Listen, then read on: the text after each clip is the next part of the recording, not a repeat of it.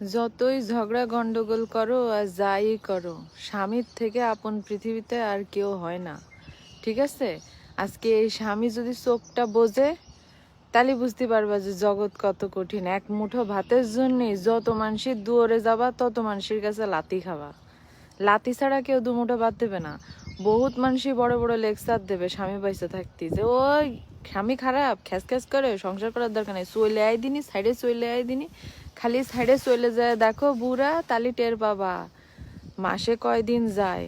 ঠিক আছে? ওইসব বড় বড় লেকচার বহুত মানুষই দিতে পারে, কিন্তু ওই জাগা মতো যায় আর কেউ পাশে থাকে না।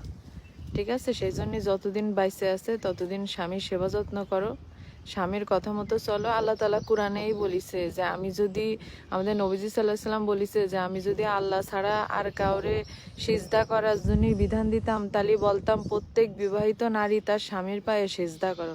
তাহলে স্বামীর জায়গাটা কোন জায়গায়, এটা তোমরা একটু ভাইবে দেখিসাও? তোমরা তো কেউ ভাইবে দেখবা না। তোমরা খালি তোমাকে রাগ হলি তোমরা বাপের বাড়ি চলে যাবা, এই করবা সেই করবা। এসব চিন্তা ভাবনা বাদ দাও। জীবন একটাই, এক জীবনে কিভাবে ভালো থাকা যাবে সেই চিন্তা করতে হবে। আমি কাউরে মিন করে কিছু কইনি, আপনারা আবার নিজের গায়ে টাইনে নিয়ে উল্টো পাল্টা কমেন্ট করতে আসবেন না। ঠিক আছে? তো সবাই ভালো থাকবেন, সুস্থ থাকবেন। আমি কানাডাতে বিদায় নিচ্ছি। আল্লাহ হাফেজ।